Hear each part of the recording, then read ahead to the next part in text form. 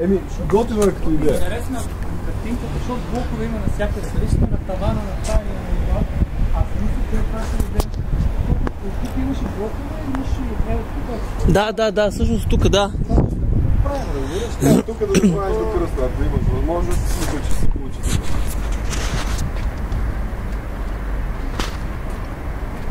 Ти кажи колко човек трябва да помогне. Ето ли.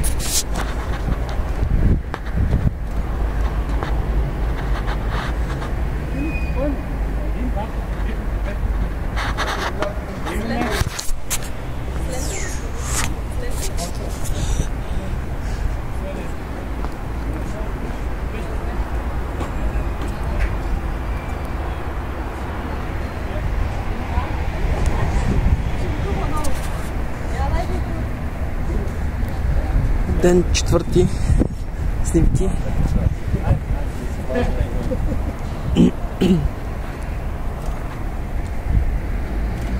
Трябва да сложим.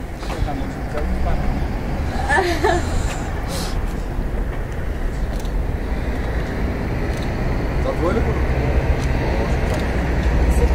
Нормално 4 на 3 ли са работи? Моля? Нормално 4 на 3 ли са работи или 16 на 9? Какъв е формата на предаването? А си къде? Емо ли да питаме? Не знам. Това са много такива въпроси. Не знам.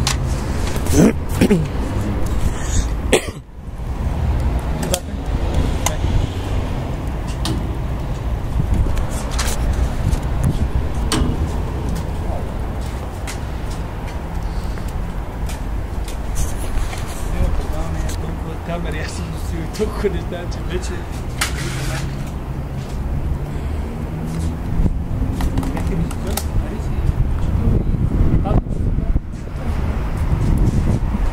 Какъв ти е? Къде ни това? Второ, правил ли си нещо? Да. В практика го вкарам част така сега преди. Как сме? Значи нямате никакъв проблем да въхващаме цели. Добре. Значи ще направим под няколко плана. Ще имате и цели, ще имате и с такова. Въпросът е следния. Значи, сега понеже ден ще дойде. Въпросът е твоите. Как? Сега ли ще ги направим тях? Както ти е по-удобно тебе. Сега ще ги направим. Защото аз имам микрофон. Значи, точно така както сте застанали. Ей, сега ще чуя какво се случва. И как ще ги снимаш? Един по един? Не само. И тримата. Не, въпросите. Един по един ще ги снимам. Късно. Просто един по един ще ги направим. Добре. Правиш проба ли? Аз ще ползвам неговия микрофон. Ей, сега ще чуя.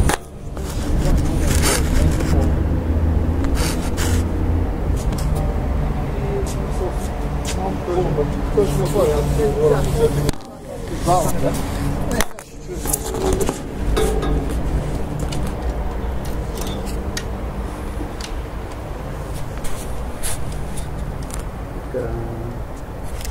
Как ти те представя?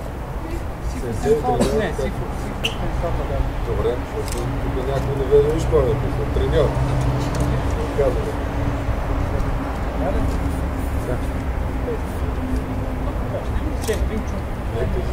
Как? Да, така е. Аз го правя прекрасно. Аз съм национален треньор. Добре. Знам, Сифос Насрал Багалев, национален треньор по Винчуна за България. Добре. Окей. Има ли някой интро здравейте или продължение на нещо? Това си е ваш проблем. Значи без здравейте. Добре. Как ще започнеш? Тук сме или как? За да знам от теб ли да започна само, като общо от тримата ли да започна, от двамата ли? Ако кажеш, нали, здравейте, така.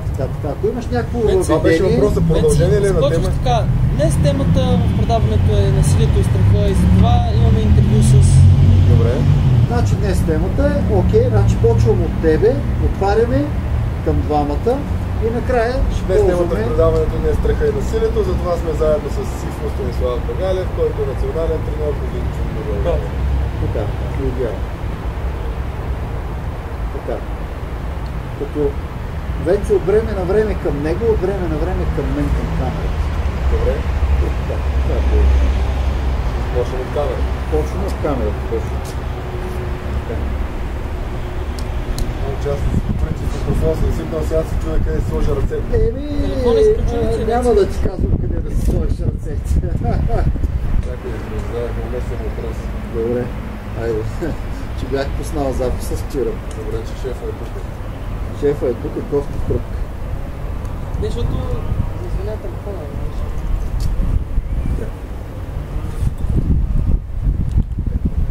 Окей, работим, айде. Днес темата на нашето предаване е насилието и страха. Точно за това при нас е Сифо Станислав Багалев, който е национален треньор по Wing Chun в България. Здравейте. Давай. Каза ли Кажи ни, с какво Wing Chun е по-различно от останалите бойни движения? Wing Chun е едно уникално бойно изкуство. Историята е създадена през 300 години от жена. Повечето бойни изкуства, знаете, че са създадени от мъже, които винаги да бъдат силни. Защо от жена? Според изтока и Янчър, бялото мъжко и женското са в постоянен баланс. Опитали се китайци да кажат, че можеш да използваш силата на противника, можеш да използваш слабите точки в един организъм. Например, ако някой се опита по някакъв начин да ни атакува, аз използвам места, които са опасни сами по себе си и са като цяло забранени от другите стилове. Така че идеята е, ако някой ни удари, ние просто да имаме шанса с много малко движение да го атакуваме. Така че стилът е много опасен и може за това се казва, че е създаден от жена, защото те са опасни. Добре, това е. Това е много интересно. Всеки ли може да го практикува? По принцип, Wing Chun може да се практикува от най-малките от тинейджерите през възрастни хора, така че имаме специални групи за категории. Естествено, ние работим с специални части в полиция, там са други неща. Например, ако очевидите някакви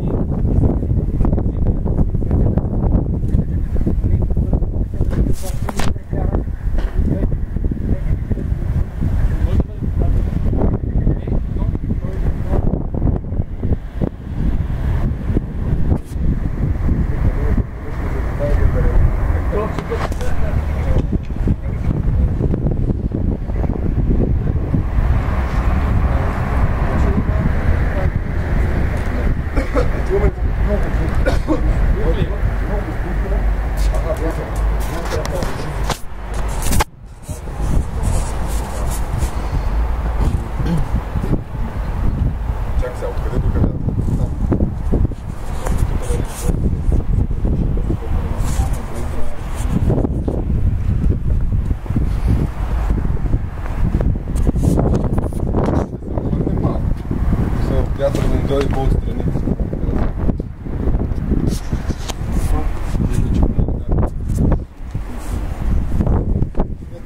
Тук му бие вятър в него, това няма да помогне. Ей така, виж малко. Ей така. Не мога аз да вляза в тук. Не е само това. Тя той му пази здравето тук с рамото. Основният проблем е това. И другото, което искам да бъде полилото на това нещо. Така, защото като искаме да го ползваме този самолет, трябва малко да се видим.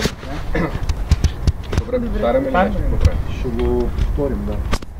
Ще го повторим. Откъде? На началото беше добре. Цяло.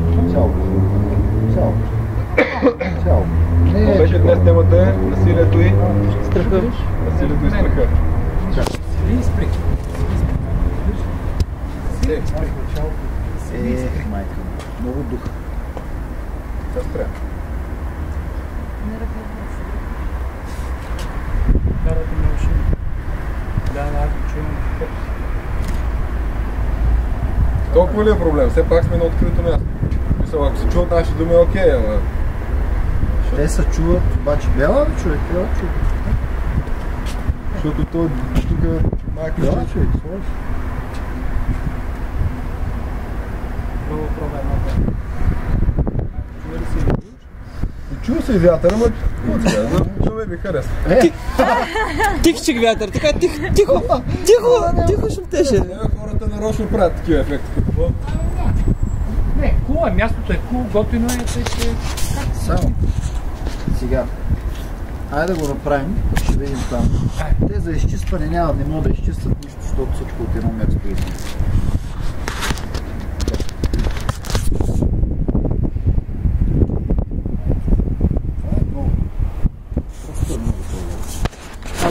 Там ще още по-зле. Там ще още по-зле, защото още по-открит. Тук е евентуално. Ако искаш, виж, от другата страна на самолета, за да го пази завет. Да, целият самолет ще пази завет. Айде да се въртим от другата страна. Айде. Дай.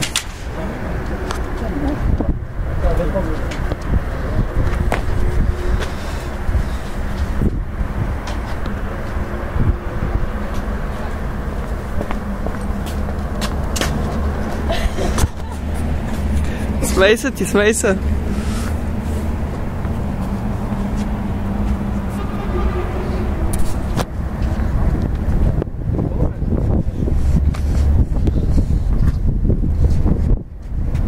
Как лесно.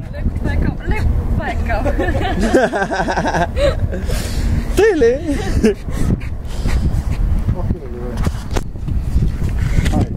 Ще се раздвижваме.